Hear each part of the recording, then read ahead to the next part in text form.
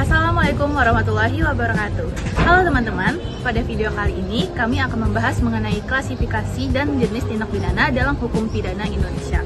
Tindak pidana merupakan perbuatan yang melanggar hukum dan diancam dengan sanksi pidana bagi pelakunya. Dalam hukum pidana, tindak pidana penting untuk dipahami karena setiap pelanggaran hukum memiliki bentuk, unsur, dan penanganan yang berbeda-beda. Klasifikasi tindak pidana dibuat agar proses penegakan hukum dapat berjalan lebih cepat dan sesuai dengan jenis perbuatan. Klasifikasi pertama dapat dilihat berdasarkan Kitab Undang-Undang Hukum Pidana atau KUHP. Dalam KUHP, tindak pidana dibagi menjadi dua, yaitu kejahatan dan pelanggaran. Kejahatan merupakan tindak pidana yang dianggap berat karena bertentangan dengan keadilan, moral, dan hak asasi manusia. Contohnya seperti pembunuhan, pencurian, dan penipuan. Sedangkan pelanggaran merupakan tindak pidana yang sifatnya lebih ringan dan biasanya hanya dikenakan pidana denda atau hukuman ringan lainnya.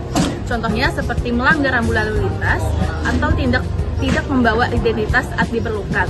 Selanjutnya akan dijelaskan mengenai klasifikasi tindak pidana berdasarkan sifat akibat dan unsur kesalahannya. Klasifikasi tindak pidana berikutnya adalah berdasarkan sifat akibatnya, yaitu delik formil dan delik material. Delik formil adalah tindak pidana yang dianggap selesai ketika perbuatan yang dilarang sudah dilakukan tanpa perlu melihat akibat yang ditimbulkan. Contohnya adalah pemalsuan surat. Walaupun belum menimbulkan kerugian, perbuatan tersebut tetap dianggap sebagai tindak pidana. Sedangkan delik material adalah tindak pidana yang baru dianggap selesai apabila akibat yang dilarang benar-benar terjadi. Contohnya seperti pembunuhan atau pembakaran yang menyebabnya hilangnya nyawa atau kerusakan harta benda. Selain itu, tindak pidana juga dibedakan berdasarkan niat atau kesalahan pelaku, yaitu delik dolus dan delik culpa. Delik dolus merupakan tindak pidana yang dilakukan dengan sengaja. Pelaku mengetahui dan mengkehendaki perbuatannya beserta akibatnya. Contohnya seperti pencurian atau penganiayaan yang dilakukan secara sadar.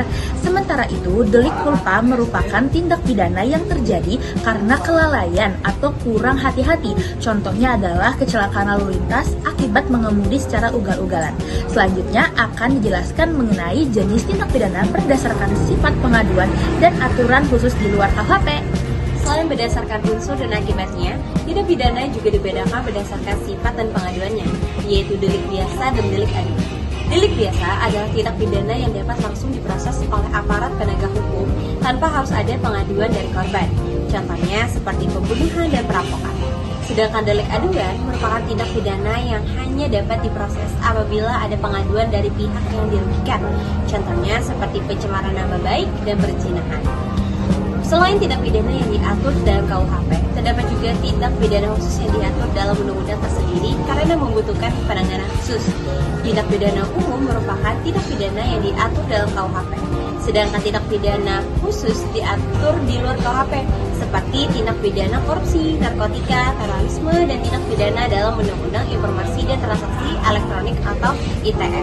Dari pembahasan tersebut dapat disimpulkan bahwa tindak pidana memiliki berbagai klasifikasi berdasarkan sifat, akibat, unsur kesalahan, hingga proses penanganannya. Dengan memahami klasifikasi dan jenis tindak pidana, masyarakat diharapkan dapat lebih sadar hukum dan memahami pentingnya menaati aturan yang berlaku. Sekian penjelasan dari kelompok kami. Wassalamualaikum warahmatullahi wabarakatuh.